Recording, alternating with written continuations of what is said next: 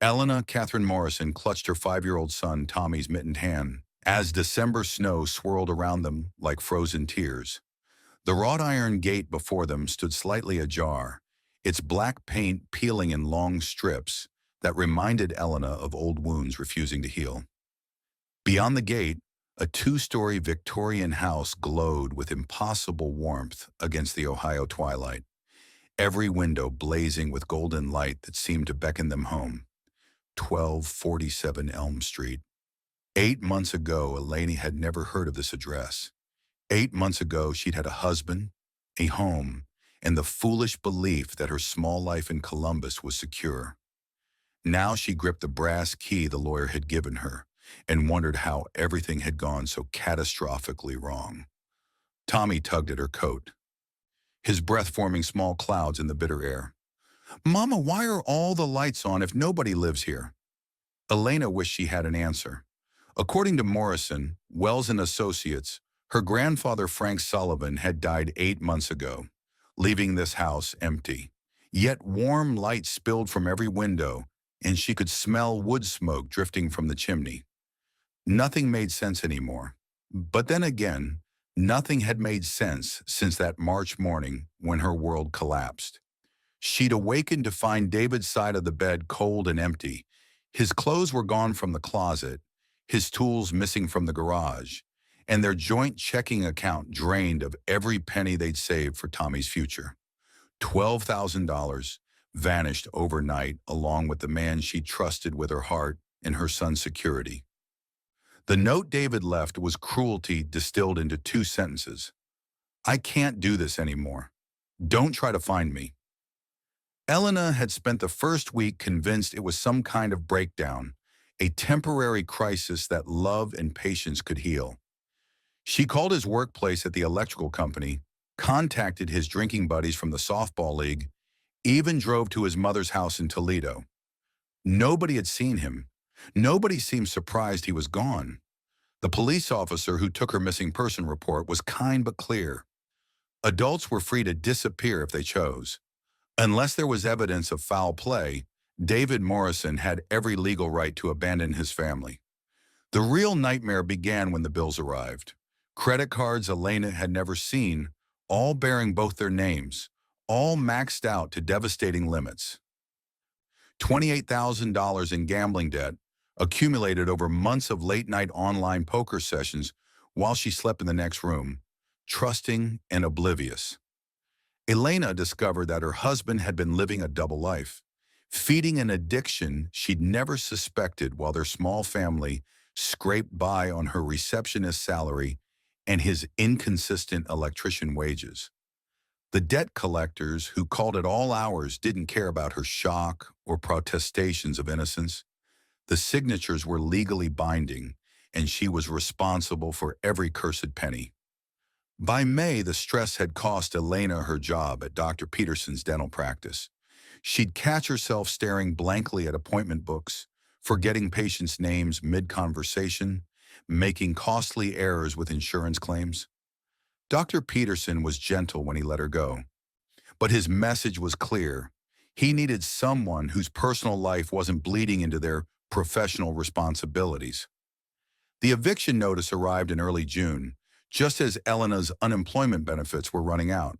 She sold everything they owned that had any value, packed what remained into her ancient Honda Civic, and applied to every homeless shelter in Columbus.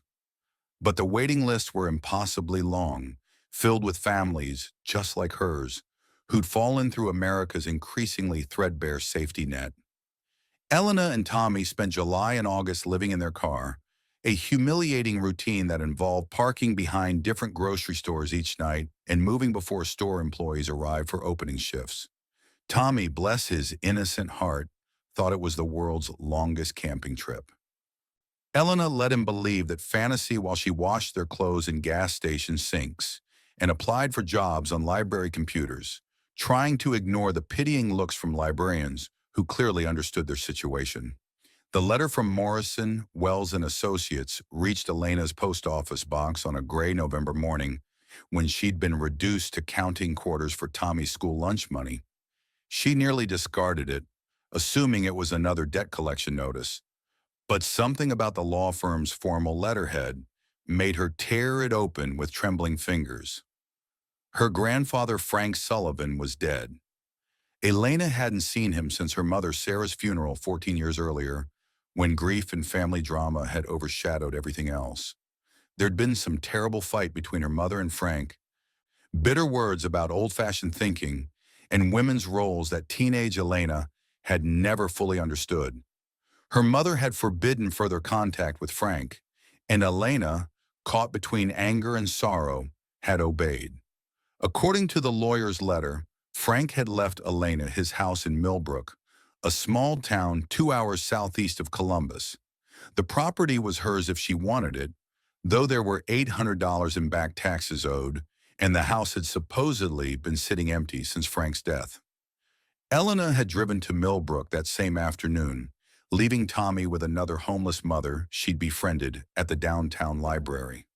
The town was smaller than she'd expected, the kind of place where Main Street still had a family-owned hardware store, a diner with checkered tablecloths, and a church with a steeple that dominated the skyline.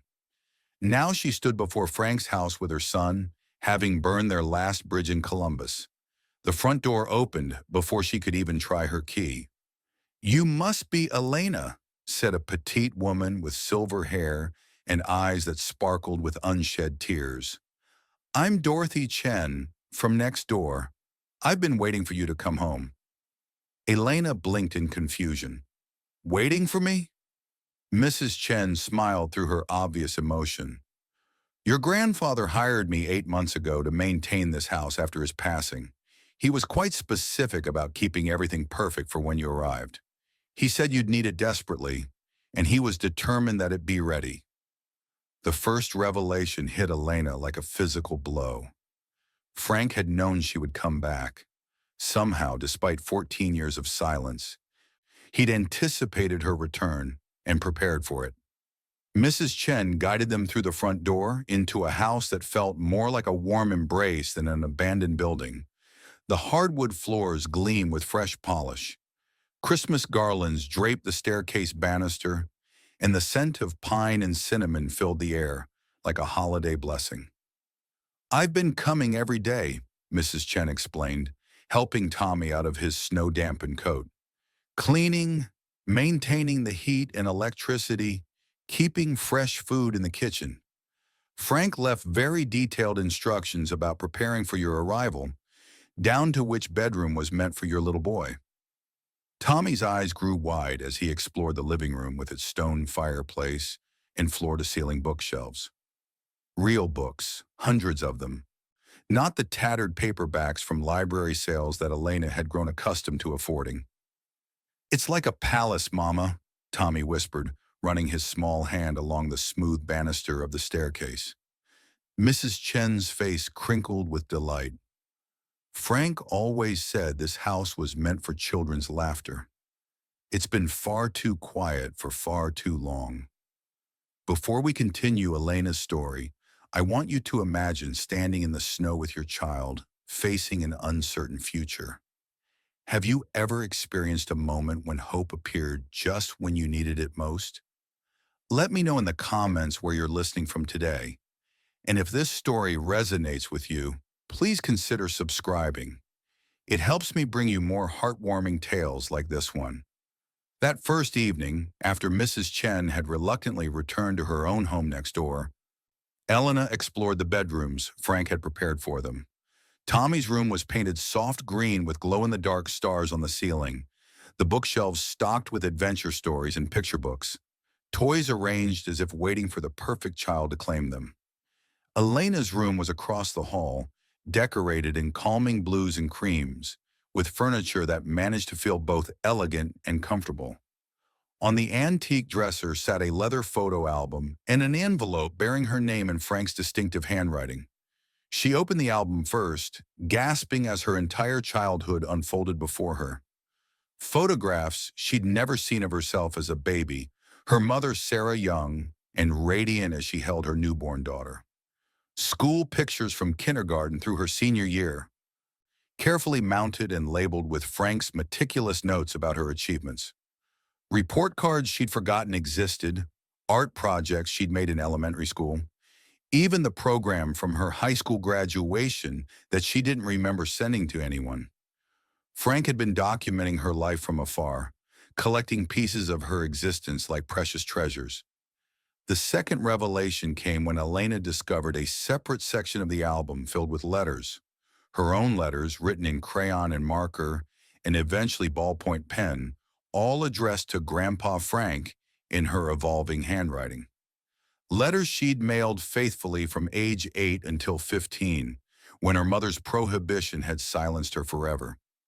Letters about soccer practice and spelling bees, about the tooth she'd lost, and the A+ she'd earned on her science project. Letters asking why Grandpa Frank never wrote back, whether he'd received her school pictures, when he might come visit. Letters that grew shorter and sadder as the years passed without response. Frank had kept every single one, organized chronologically in protective sleeves, proof that her words had mattered to someone even when she had felt completely alone. The envelope contained Frank's final letter to Elena, written in the shaky handwriting of his final illness. My dearest granddaughter, if you're reading this, then you've finally come home to where you belong, and I'm somewhere beyond reach, but not beyond love. I need you to know that I received every letter you sent, treasured every word, read them so many times the paper grew soft as cloth. I wanted to write back more than I wanted to breathe. I wanted to call, to visit, to demand my rightful place in your life. But your mother made it painfully clear that my old-fashioned ways had no place in your modern world. She thought my traditional values would limit your potential, and perhaps she was right. I was a man of my generation, stubborn and set in beliefs that may have seemed small to her. The fight between your mother and me was about love, Elena, though it probably looked like anger from where you stood. I wanted to keep you both close and safe in Millbrook, while Sarah dreamed of bigger things for you.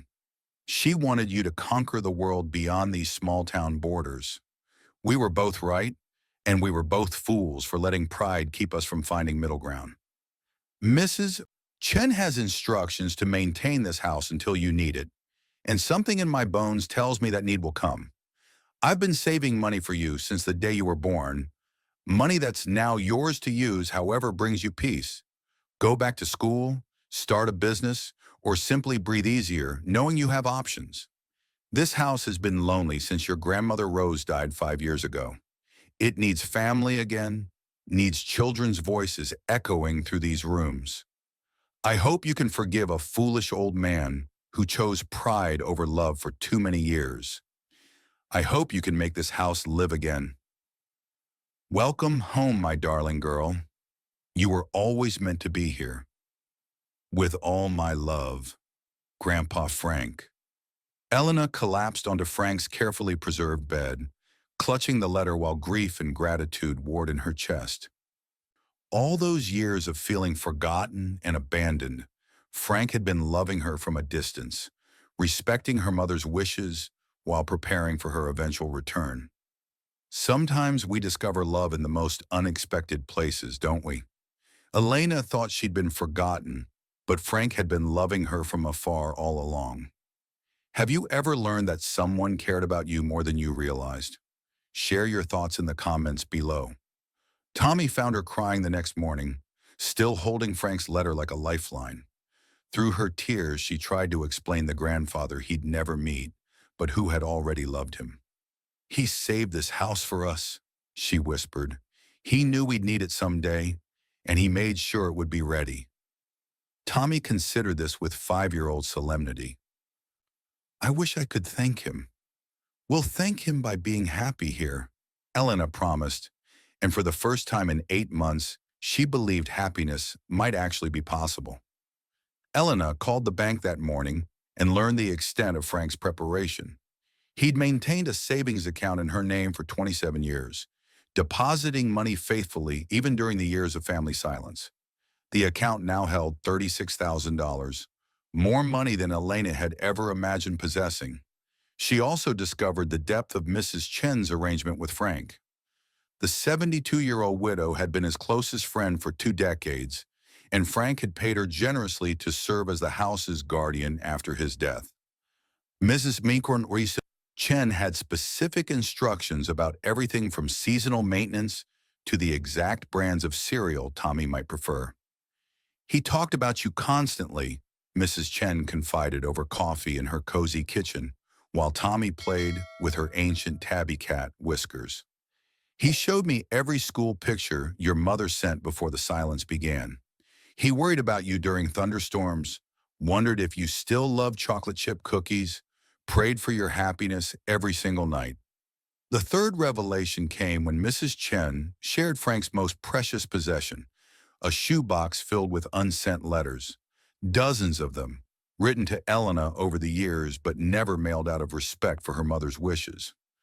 Letters asking about her first day of high school, congratulating her on college acceptance, expressing joy over Tommy's birth announcement that had somehow reached Frank through small-town networks. "He wrote to you constantly but never sent them," Mrs. Chen explained, wiping away tears.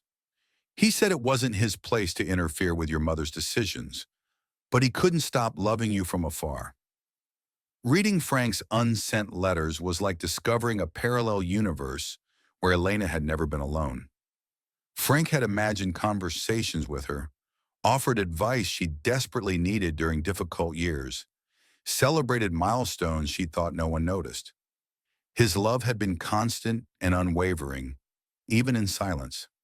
Within a week, Elena had enrolled Tommy at Millbrook Elementary, where Principal Susan Walsh welcomed them with genuine warmth. The school was smaller than Tommy's Columbus school but felt safer, with teachers who knew every student's name and playground supervisors who actually supervise. Elena found work at the Millbrook Public Library, a part-time position that came with health insurance and the precious flexibility to bring Tommy with her after school hours. Head librarian Ruth Foster was a kind woman in her 60s who'd known Frank well and seemed to understand that Elena needed more than employment. She needed purpose, dignity, and the chance to rebuild her shattered confidence. The library became their second home. Elena worked the circulation desk and helped patrons with computer questions, while Tommy completed homework at a small table in the children's section. The work was quiet and meaningful, allowing Elena to rediscover her competence and value. It was at the library that Elena met Father William Hayes, the priest from St. Catherine's Catholic Church. He was a tall, gentle man in his late 50s who visited twice weekly to read theology journals and discuss community events with Ruth. He never preached or pressured, but his subtle invitations to church dinners and children's activities made Elena feel welcomed into a community she'd forgotten could exist. Elena hadn't attended church since her mother's funeral, but Father Hayes's quiet faith appealed to something deep in her wounded soul. Maybe it was his emphasis on community support and the radical idea that no one should face life's trials alone. Maybe it was simply that Tommy needed positive male influences, and Father Hayes radiated safety and wisdom. Their second week in Millbrook brought Robert Martinez into their lives, though everyone called him Bobby. He appeared at their door early Saturday morning, carrying a worn toolbox and wearing clothes that spoke of honest work, explaining that Frank had hired him months before his death to winterize the house properly. Bobby was 35, a skilled carpenter who'd grown up in Millbrook before serving 2 tours in Afghanistan. He had steady hands, laugh lines around his brown eyes, and a way of speaking to Tommy that was neither condescending nor artificially cheerful. Just genuine interest in what a 5-year-old had to say about trucks and dinosaurs and the proper way to build blanket forts. "Frank talked about you all the time," Bobby said, as he caulked windows and serviced the furnace with professional efficiency. "He said this house had been waiting for the right family to bring it back to life." Seems like he knew what he was talking about. The fourth revelation emerged gradually through Bobby's stories about Frank. Far from the rigid, traditional man Elena remembered from her mother's complaints, Frank had been beloved in Millbrook for his generous heart and progressive actions. He quietly paid medical bills for struggling families, maintained the church grounds without fanfare, and served as an unofficial counselor for young men returning from military service. More significantly, Bobby revealed that Frank had hired him specifically to prepare the house for Elena's return, though Frank had never explained how he knew she'd need it. He just said his granddaughter would come home when life got too hard to handle alone, Bobby explained, replacing weather stripping with careful attention to detail. He wanted everything perfect for when that day came, said she'd been through enough hardship already. Elena felt simultaneously grateful and heartbroken. While she'd struggled through David's abandonment and their subsequent homelessness, Frank had been preparing a sanctuary for her return, anticipating her need with supernatural intuition. As winter deepened, Elena began exploring the house more thoroughly. The basement held Frank's workshop, tools arranged with military precision, and several unfinished projects that spoke of interrupted dreams. The attic had been converted into a study, lined with bookshelves and filing cabinets, dominated by an oak desk positioned to overlook the snow-covered backyard. In the desk drawers, Elena discovered Frank's most precious secret, a comprehensive archive of her life from afar. He hadn't just kept her childhood letters. He'd collected newspaper clippings from her high school achievements, her college enrollment announcement, her marriage notice in the Columbus Dispatch. He'd somehow obtained copies of Tommy's birth certificate and first school pictures. Frank had maintained detailed files documenting Elena's entire existence, loving her with the dedication of a devoted historian, preserving precious artifacts.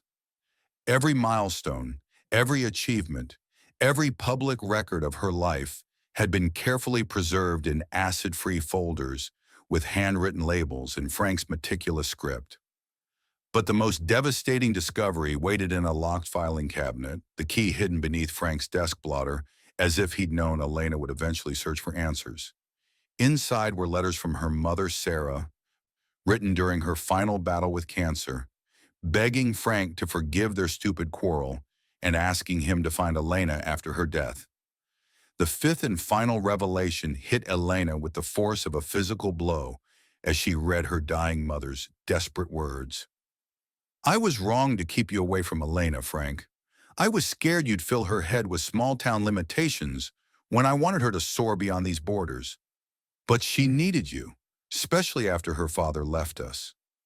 I was too proud to admit my mistake, too stubborn to bridge the gap I'd created. Please, when I'm gone, find her. Help her understand that our fight was never about love.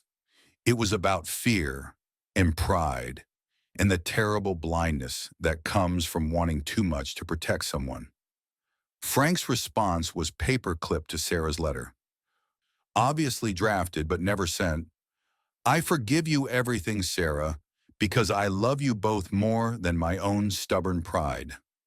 I'll watch over Elena however I can, even if it has to be from the shadows. Family protects family, no matter the cost." Elena remained in Frank's study for hours, surrounded by evidence of love that had transcended pride, distance, and even death itself. Her mother had wanted reconciliation before dying. Frank had forgiven years of separation and spent his final decade preparing for Elena's homecoming with the faith of a man who believed in miracles. When Bobby found her there that evening, drawn by her absence from dinner preparation, he didn't ask questions. He simply sat on the floor beside her and held her steady while she grieved for all the wasted years and missed opportunities for healing. "They loved you fiercely," he said when her tears finally subsided. "Both of them, in their own complicated ways. They'd want you to be happy now, to build the life they always dreamed you'd have." Spring arrived with a sense of renewal Elena hadn't experienced since childhood. She enrolled in education courses at Millbrook Community College, working toward a teaching degree that would allow her to help other children navigate life's challenges with greater support than she'd received. Tommy flourished in first grade, making friends with the easy confidence of a child who finally felt secure in his world. His teacher, Mrs. Patterson, regularly praised his reading skills and natural kindness toward classmates who struggled with lessons. Elena's relationship with Bobby developed with careful attention to both their wounded histories. He'd been married before, briefly and disastrously, to a woman who'd left him during his second deployment, unable to handle military uncertainty and emotional distance. He understood Elena's caution about trusting again, never pushing for commitments she wasn't ready to make. Their courtship unfolded through shared dinners and weekend projects around Frank's house. Bobby taught Tommy basic woodworking skills in Frank's basement workshop, while Elena learned to manage the vegetable garden that Frank and Rose had cultivated for decades. They explored Ohio's back roads on Sunday afternoons, visiting farmers markets and state parks, building memories that felt solid and sustainable. But Bobby's most meaningful gift was his patience with Elena's healing process. He never demanded explanations for her occasional anxiety attacks, never complained when she needed solitude to process difficult emotions. He simply remained steady and present, proving through consistency that some men could be trusted with fragile hearts. On Tommy's 6th birthday in June, they celebrated with a backyard party that would have made Frank proud. 15 children from Tommy's class shrieked with delight as they ran through sprinklers while adults sat on the wraparound porch, sharing potluck dishes and easy conversation.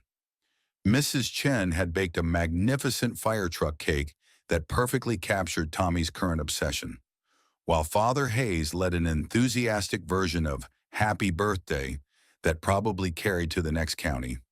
Bobby presented Tommy with a wooden treasure chest he'd crafted in Frank's workshop, complete with brass hinges and Tommy's name carved in elegant script on the lid. But Elena's greatest joy came from watching her son surrounded by genuine community. Teachers who remembered his favorite stories, neighbors who asked about his soccer progress, friends who invited him to their own celebrations. Tommy had found the security of belonging that Elena had always wanted for him. As summer transformed into autumn, Elena made the most important decision of her adult life. When Bobby quietly mentioned that he'd been thinking about their future together, about the possibility of expanding their little family, Elena surprised herself by feeling excited rather than terrified. Their relationship had grown from mutual need into genuine partnership, built on respect and shared values rather than desperation or loneliness.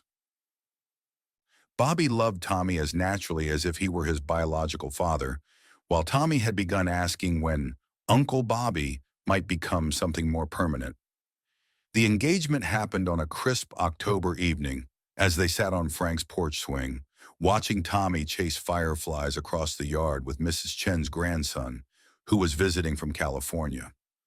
Bobby didn't get down on one knee or make grand speeches. He simply took Elena's hand and said, "I'd like to spend the rest of my life making you both happy if you'll have me." Elena's answer came without hesitation. "Yes, but slowly. We've both been hurt enough to know that building something lasting takes time and patience." Bobby smiled with relief and understanding. "I wouldn't want it any other way."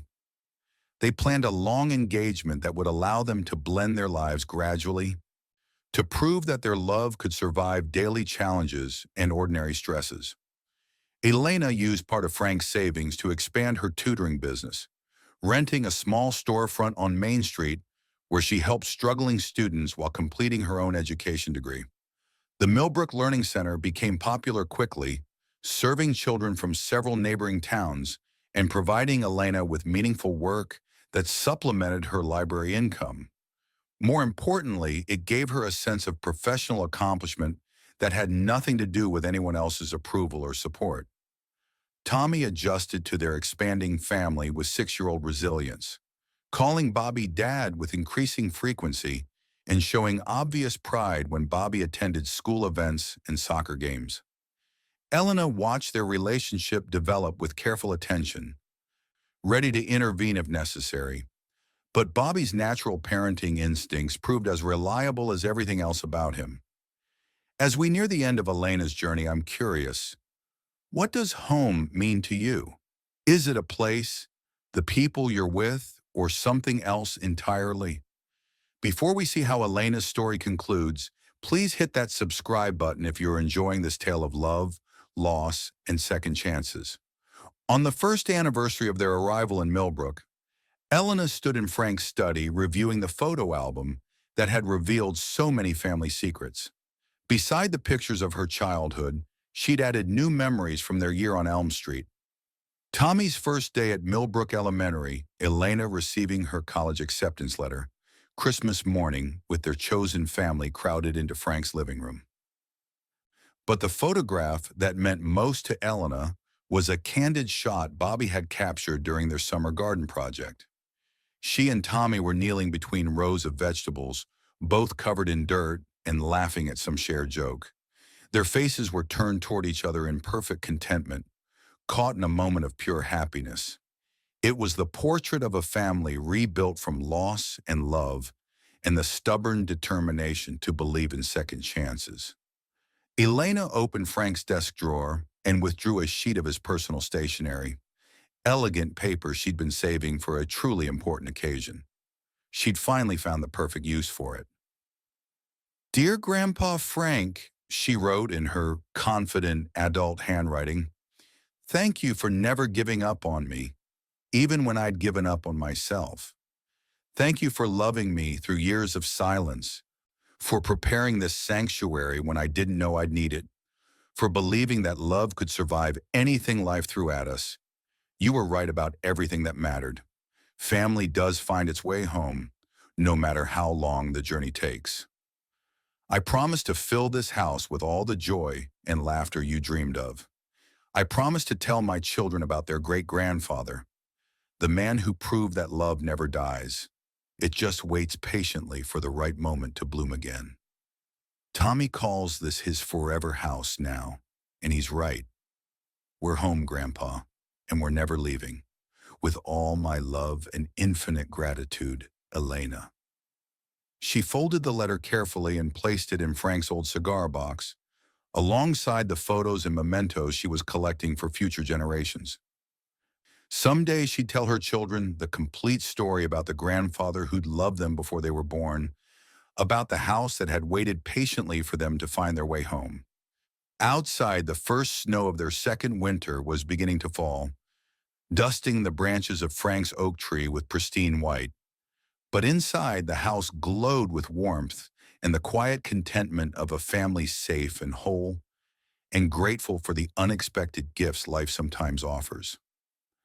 Tommy was at the kitchen table completing second-grade homework under Mrs. Chen's watchful eye, while Bobby installed new shelving in the mudroom and hummed along to the radio.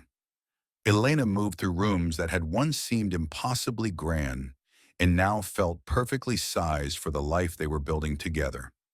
She paused at the living room window, watching snow accumulate on the porch railings where she and Bobby sat every evening, planning their future and marveling at their good fortune.